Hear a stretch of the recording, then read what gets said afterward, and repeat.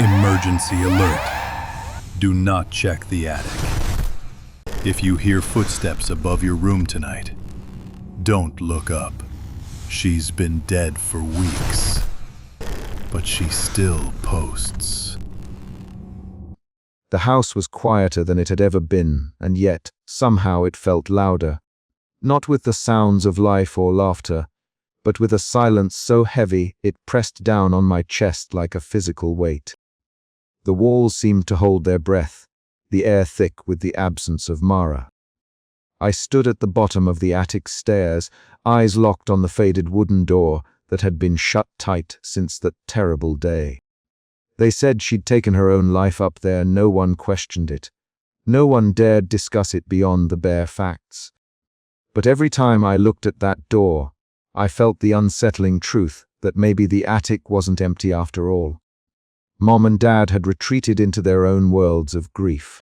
Mom's eyes were red-rimmed and hollow, her movements slow and deliberate, like she was trying to protect herself from breaking apart. Dad was a stone, silent and immovable, his gaze avoiding mine as if I were a ghost myself. The house had become a mausoleum for memories and whispered regrets. That first night, I lay awake in my room, the darkness pressing against the windows. Then came the creak, the unmistakable sound of old wood bending, the attic door shifting just enough to remind me it was there.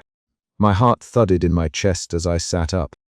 I told myself it was the wind, or the house settling, but the feeling of being watched lingered long after the sound faded. Over the next days, the silence became unbearable. I tried to distract myself with schoolwork and music, but even my headphones couldn't drown out the hollow quiet. Sometimes, when no one was around, I would find myself standing at the foot of the attic stairs, staring up as if willing the door to open, to reveal the truth hidden behind it. One afternoon, searching for something to hold onto, I found Mara's old sketchbook tucked away in a dusty corner of the hallway. The pages were filled with twisted, haunting drawings, faces that seemed to scream without sound, shadows that curled like smoke. It was as if Mara had been trying to tell me something, a secret trapped within the ink and paper. Dinner was a quiet affair. Mom pushed her food around her plate, eyes distant. Dad barely touched his jaw clenched tight. I tried to speak to break the silence, but the words caught in my throat. The house felt like a tomb, and we were its prisoners. That night I lay in bed, the creak returning, faint but certain. The attic door had never truly been locked, and neither had the memories, the grief, or whatever else lingered in the silence above. I didn't know it yet, but this was only the beginning. The house was waking up, and Mara's story was far from over. I hadn't checked her social media in days, maybe weeks. After the funeral, I couldn't bring myself to open her pages, to see her face frozen in moments that no longer existed. But tonight, something pulled me back, an itch I couldn't scratch, a whisper in my mind. I sat on my bed, the low glow of my phone screen casting shadows across the peeling wallpaper. My thumb hesitated over the app icon before I tapped it open.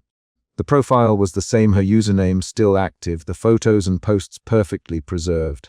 But then a new notification blinked at me. One new post. I stared at the screen, my heart hammering. The post was a photo. At first glance, it looked like the corner of our living room, but the angle was impossible. It was taken from above, from a vantage point I knew well yet wished never to think about, the attic window. The dusty, grimy window that had been locked tight since the day she died. My fingers trembled as I scrolled further.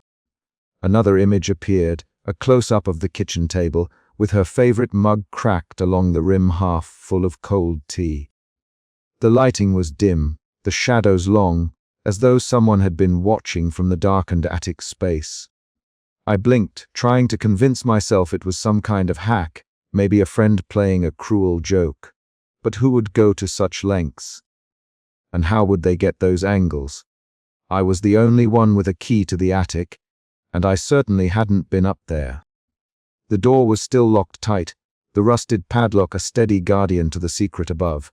I messaged my best friend, Jeremy, voice wavering. Hey, did you see this? My sister's account just posted these weird photos. Silence. Then, no man. That's messed up. Are you sure it's not a hack? That's what I thought, I replied, swallowing hard. But these photos, they show things only she would have known. Like the way the light hits the old clock in the hall, or the way Mom's scarf was draped over the chair last night. That's impossible, Jeremy said, but I could hear the doubt in his voice. Over the next hours, the posts multiplied. Each one a fragment of our house, captured from impossible perspectives. A shot of my bedroom ceiling with the faint outline of a figure. A photo of the attic door, slightly ajar, the lock hanging loose. My breath caught every time I saw them. I tried to block the account, to delete the posts, but they reappeared as if untouched by my efforts. A digital haunting. Sleep fled me. I sat by the window, watching the shadows stretch across the lawn. Was she trying to reach me? Was this some cruel echo of her grief? Or was something else trapped up there, using her face and name to pull me deeper into the darkness? The house felt less like home and more like a cage. And the silence above was no longer empty, it was watching, waiting, posting. My mind raced with questions, but answers remained just out of reach. Who was behind the screen? And what did they want from me? The night had settled over the house like a thick blanket, muffling the world outside and amplifying the silence that had grown heavy since Leela's death. I sat alone at the kitchen table, the cold surface pressing against my palms as my fingers scrolled relentlessly through her social media feed. New posts had appeared again, images that no one but Leela could have taken. Or so it seemed. The photos were unsettlingly intimate, glimpses from angles only possible in the attic, the very place she'd died. A thunderstorm grumbled in the distance, the occasional flash illuminating the room in stark white light, before plunging it back into shadow. I paused on a photo of the cracked attic window, the raindrops streaking down the glass in irregular patterns. In the reflection, almost imperceptibly, was a faint outline of a face. My heart hammered in my chest, a mixture of fear and disbelief tightening my throat. I had to know more. The posts weren't just random. They felt like messages woven with pain and desperation. But from whom? Or what? The next day, armed with a flashlight and a knot of anxiety in my stomach, I climbed the narrow, creaking stairs to the attic. The door protested with a groan as I pushed it open, revealing the stale air and thick dust that had settled over years of neglect. The faint light filtering through the grimy window cast long shadows, and every step disturbed motes that danced in the golden shafts. I had searched the attic before, but today I noticed something I hadn't before: a loose floorboard near the far corner. Kneeling down, I pried it up, revealing a small cavity beneath. Inside lay a leather-bound diary, its cover cracked and worn, the pages yellowed with age. My fingers trembled as I opened it, revealing Leela's cramped handwriting. The entries were strange, fragmented, a secret language of symbols and words that hinted at something beyond the physical world. She wrote about voices calling her from the darkness, about a door that wasn't meant to be opened, and a presence that lingered just beyond sight. Each line pulsed with a raw, urgent energy, a desperate attempt to communicate with whatever haunted our house. I brought the diary downstairs, where my mother sat quietly in the living room, her eyes red-rimmed but distant. When I showed her, she flinched, as if the pages themselves carried weight she could not bear. My father remained silent, staring out the window, his expression unreadable. I reached out to Maya, Leela's best friend, hoping for answers. We met in the dim corner of a local cafe, the clatter of cups and low murmur of voices providing a strange comfort. Maya's eyes darted nervously as I asked about Leela's last days. She was different, Maya whispered, her voice barely audible above the ticking clock. She believed the attic was more than just a room. She said it was a gateway. She talked about hearing other voices, voices nobody else could hear. I thought it was just sadness, or maybe she was imagining things. But now, her words echoed the diary's cryptic entries, weaving a tapestry of grief and something darker. Back home, the posts kept coming. Each photo more unsettling than the last, shadows that moved against the light, objects in places they shouldn't be, and finally, a chilling image. A cracked mirror in the attic reflecting a face that looked unmistakably like Leela's, her eyes hollow yet accusing. The house felt colder. The silence had grown oppressive, broken only by the occasional creak and whisper of wind through the eaves. I was trapped in a loop of questions, desperate to understand but terrified of what I might find. As I stared at the screen, a single thought consumed me. What had Lila been trying to tell us from beyond the veil? The answer seemed just out of reach, lingering in the shadows of the attic and the eerie glow of the ghostly posts. I knew one thing for certain: this was far from over. I never thought grief could feel like a living thing, a shadow that stretched its fingers into every corner of my life. But here I was, trapped in its cold grip. The house had grown even quieter, if that was possible, the kind of silence that presses against your eardrums until every creak and whisper feels like a scream. And then there were the posts. They didn't stop. It started with a notification ping that I thought was a cruel joke. I sat on my bed, the glow of my phone screen the only light in the room, and stared at the latest upload on my sister's social media account. The photo was jarring, a close-up of my own face, reflected in the cracked attic window. I could see the fear in my eyes, the way my jaw tightened, and the faint tremor of sweat on my brow.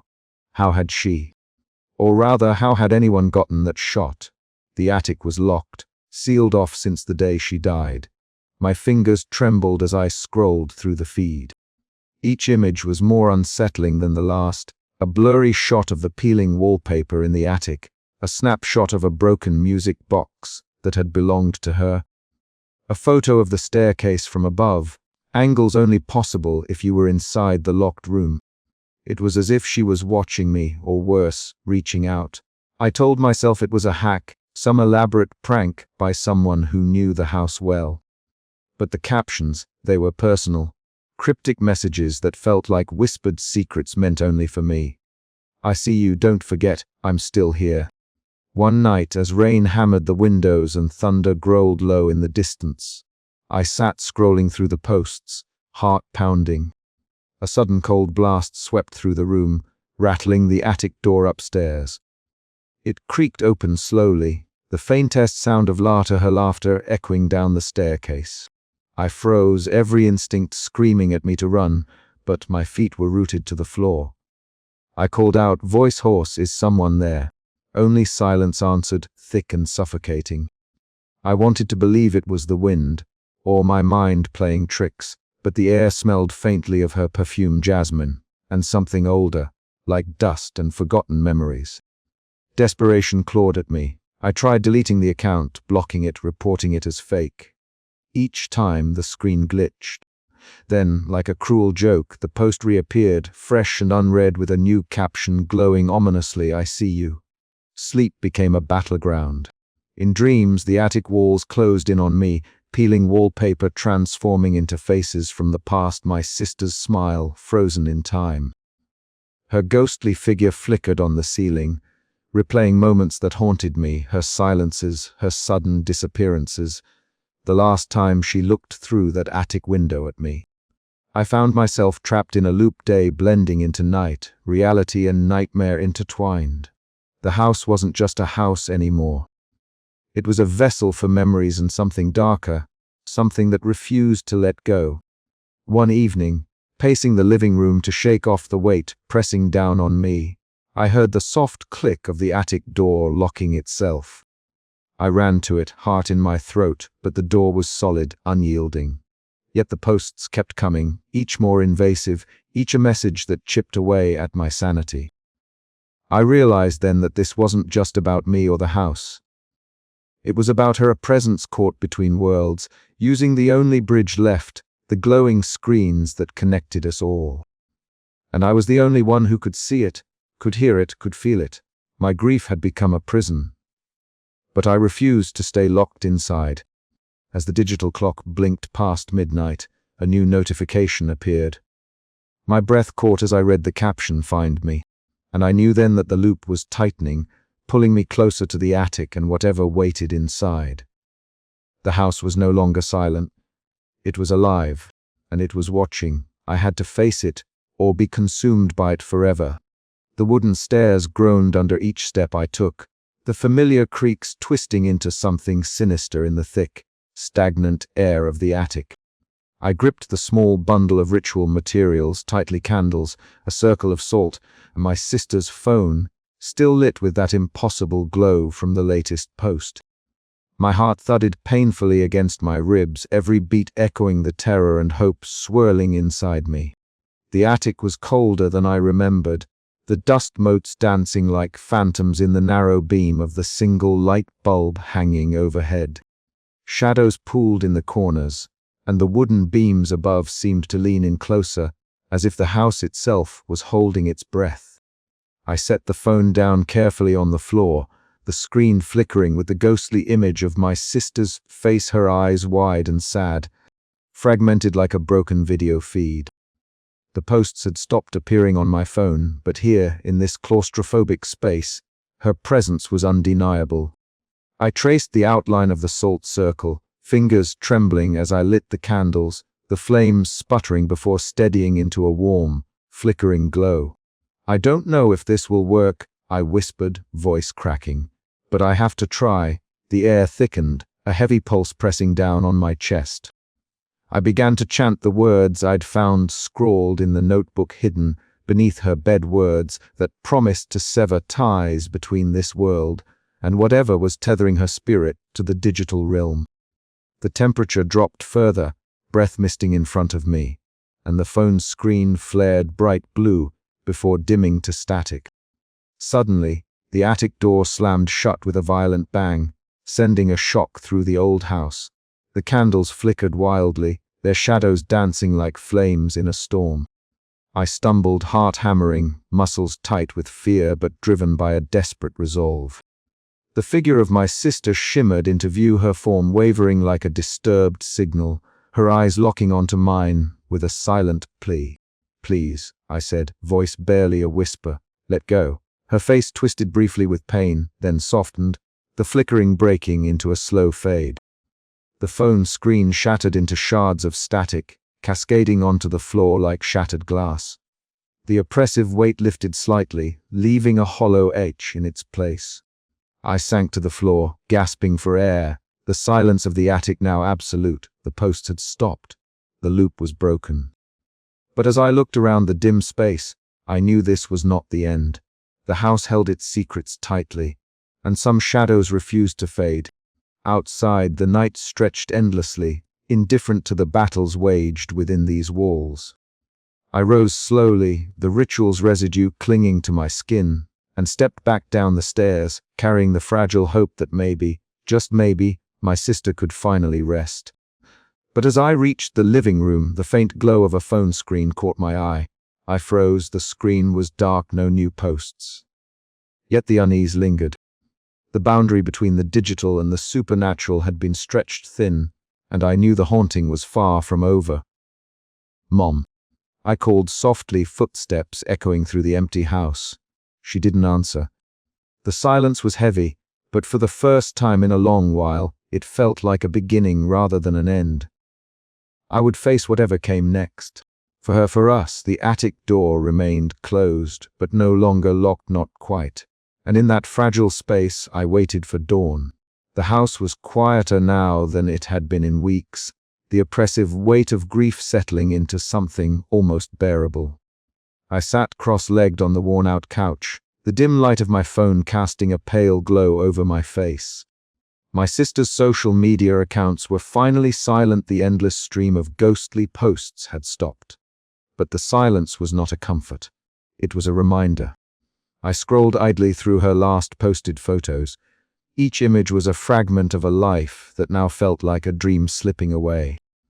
The angles were always strange, perspectives only possible from the attic, that locked room where she had died, or at least, where we thought she had. The final post showed a blurred shot of her favorite childhood doll, half buried beneath dust and decay. I tapped it softly, as if expecting her to reply. The house groaned with the settling of old wood, a sound that always made my skin prickle. I glanced toward the attic door at the end of the hallway. It was shut tight, the lock rusted but unbroken. Yet sometimes, especially at night, it felt as if that door breathed with a life of its own. Last night I heard the soft creak of its hinges, a whisper of movement.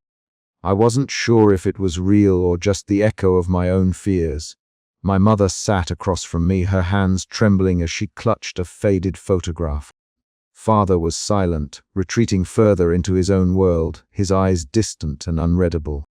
I wanted to ask them if they felt it too, the presence that had slipped through our lives, stubborn and unyielding. But no words came. We were trapped in a silence that neither grief nor explanation could break. I found myself wandering toward the attic door. My fingers grazed the cold wood, tracing the grooves worn smooth by years of neglect. The air around it felt heavier, charged with an energy I couldn't name. What secrets did that room still hold? What memories were trapped in the shadows behind that door?